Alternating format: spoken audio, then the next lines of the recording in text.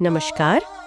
आज हम राजस्थान के थार रेगिस्तान से निकली एक बहुत ही मशहूर और दर्द भरी प्रेम कहानी की बात करेंगे। जी, अमरकोट के राजकुमार महेंद्र और लोद्रवा की राजकुमारी मूमल की कहानी। हाँ बिल्कुल। और देखिए ये जानकारी इसी कहानी के जो मुख्य पहलू हैं, बिल्कुल, जो किरदारों के बीच के भावनात्मक उतार चढ़ाव हैं, और इसका जो दुखद अंत है उसे समझने की कोशिश करेंगे।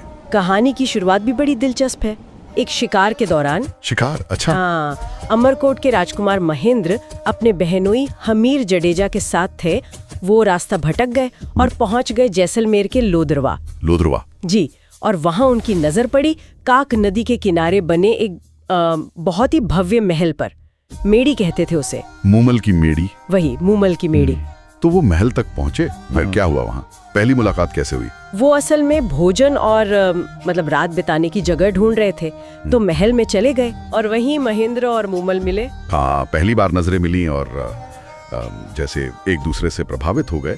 पर मूमल ने एक शर्त रखी। शर्त? कैसी शर्त? उन्होंने कहा कि वो दोनों राजकुमारों से अलग अलग मिलेंगी, पहले एक से फिर दूसरे से। अच्छा, अलग अलग क्यों? कोई वजह? हाँ, ये शायद एक तरह की परीक्षा थी मूमल की तरफ से। हमीर जडेजा पहले गए। हमीर गए पहले? जी। पर मूमल के कमरे तक जाने वाले रास्ते में कहते हैं कुछ नकली जानवर बना रखे थे, जैसे शेर, अजगर, डराने के लिए, हाँ, भ्रम पैदा करने के लिए। हाँ। तो हमीर वो सब देखकर डर गए और वापस आ गए। वो डर गए, लेकिन महेंद्र नहीं डरे। वो साहसी थे। उन्होंने अपनी तलवार निकाली और उन सारे भ्रमों को काटते हुए वो मूमल तक पहुंच गए। वाह, मतलब महेंद्र ने ये हिम्मत दिखाई। बिल्कुल, और यहीं से शायद वो परीक्षा पास कर गए और प्यार की शुरुआत हुई। हाँ, कहते हैं पहली मुलाकात में ही दोनों को एक दूसरे से प्रेम हो गया। रात भर बातें की। रात भर? जी। महेंद्र ने ये भी साफ बताया कि वो पहले से शादीशुदा हैं। उनकी 5 पत्नियां हैं। 5 पत्नियां? फिर भी? हाँ, फिर भी उन्होंने मूमल से वादा किया कि वो रोज रात उनसे मिलने आएंगे। अमरकोट से लोद्रवा। रोज रात अमरकोट से लोद्रवा तो काफी दूर है ना? करीब 100 किलोमीटर? जी हाँ, लगभग 100 किलोमीटर। और उन्होंने ये वादा निभाया भी। सच में? कैसे? उनके पास एक ऊंट था, चीतल नाम का, बहुत तेज रफ्तार वाला।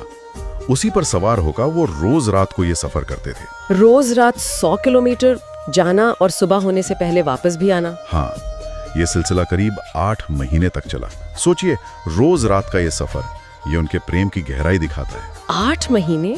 ये तो वाकई कमाल है। पर अक्सर कहानियों में फिर कोई मोड़ आता है, कोई मुश्किल। बिल्कुल, यहाँ भी आई। उनका वो वफादार ऊंट चीतल, वो मर गया। ओह, फिर महेंद्र को एक नई ऊँटनी मिली। आंगी नाम था उसका। वो अनुभवी तो थी, पर थोड़ी धीमी थी। धीमी थी? हाँ, और उन्हें एक चेतावनी भी मिली थी कि इस ऊँटनी को कभी मारना नहीं। मारना नहीं? क्यों? क्योंकि अगर इसे मारा तो ये रास्ता भटक जाती थी। और ये चेतावनी आगे चलकर बहुत अहम साबित हुई। और यहीं पर वो गलती हो गई है ना, देर होने वाली बात। हाँ बिल्कुल। एक रात महेंद्र को लगा कि देर हो रही है। वो बेसब्र हो गए और उन्होंने आंगी ऊँचनी को मार दिया। अरे, और फिर? नतीजा वही हुआ जिसका डर था। ऊँटनी रास्ता भटक गई। महेंद्र सुबह देर से पहुंचे, करीब 5 बजे लोधरावा। सुबह 5 बजे?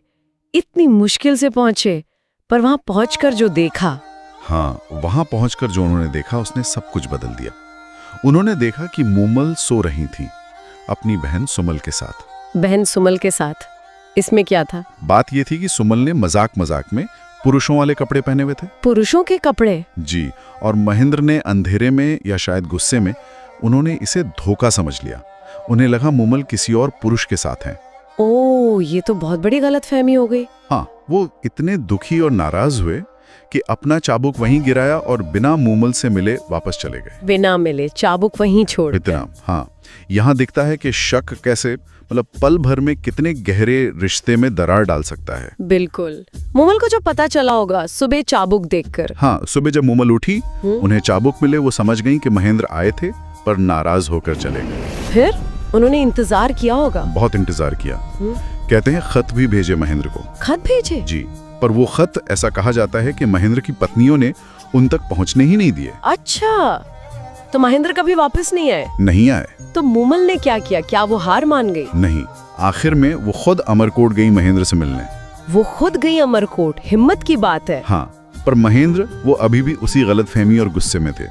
वो मूमल से मिलने से बचते रहे। मिलते नहीं थे। नहीं, पर फिर उन्होंने मूमल के प्यार की एक और परीक्षा लेने की सोची।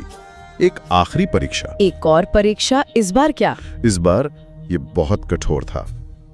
उन्होंने एक दरबारी के हाथों मूमल तक झूठी खबर भिजवाई। झूठी खबर? कैसी झूठी खबर? खबर ये थी कि सांप के काटने से महेंद्र की मौत हो गई है। क्या? ये तो बहुत ज्यादा था। वो देखना चाहते थे कि मूमल क्या करती हैं। शायद, पर इसका अंजाम बहुत दुखद हुआ। क्या हुआ? जैसे ही मूमल ने झूठी खबर सुनी महेंद्र की मौत की, वो सदमे से बेहोश होकर गिर पड़ी और वहीं उनके प्राण निकल गए। अरे नहीं। झूठी खबर सुनकर? हाँ, और जब महेंद्र को पता चला कि मूमल की मौत हो गई है और उनके अटूट प्रेम का पता चला, तो कहते हैं कि वो भी ये सदमा बर्दाश्त नहीं कर पाए। शायद अपने किए पर पछतावे से उनकी भी मौत हो गई। दोनों की मौत एक गलतफहमी की वजह से। कितनी मार्मिक कहानी है ये। हाँ, बहुत। और ये कहानी आज भी जैसलमेर में लोदरवा के पास मूमल की मेड़ी के खंडहरों में और मूमल नाम के लोक गीतों में जिंदा है। सही कहा। ये थार रेगिस्तान में पनपी एक अधूरी मोहब्बत की दास्तान है जो हमें बहुत कुछ सोचने पर मजबूर करती है। सच में। और ये सोचना कितना जरूरी है कि कैसे एक छोटी सी गलतफहमी है ना, चाहे वो कितने भी गहरे दुख या गुस्से से क्यों ना निकली हो, वो एक रिश्ते को हमेशा के लिए खत्म कर सकती है। बिल्कुल, विश्वास की नाजुकता। हाँ, प्रेम में किए गए वादों और विश्वास की नाजुकता पर यह कहानी वाकई सोचने पर मजबूर करती है। इस पर विचार जरूर कीजिएगा।